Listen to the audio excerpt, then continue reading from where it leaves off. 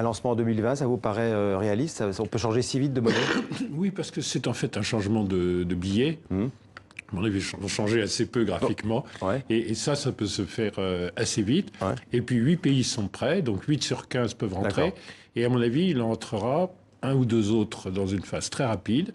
Et puis, je vous dis, ça prendra peut-être 5 à 10 ans pour qu'on soit 15. Lionel Zinzou, hier soir à Abidjan, Emmanuel Macron a aussi affirmé que le colonialisme avait été une erreur profonde, je cite, et une faute de la République.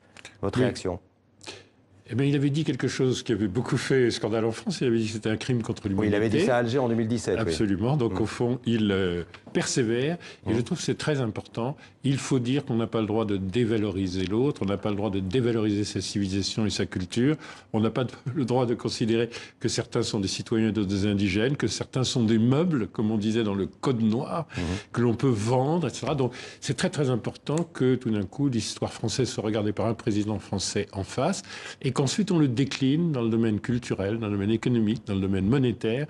C'est véritablement comme une renaissance, en fait, de la relation, une refondation de la relation entre l'Afrique et la France, où une génération est capable de dominer complètement les souvenirs du colonialisme, qui est quand même bien loin d'eux. Vous savez, la colonisation, ça n'a pas duré si longtemps. Un pays comme le mien, un décret de 1894, une loi d'autonomie interne de 1958, 64 ans.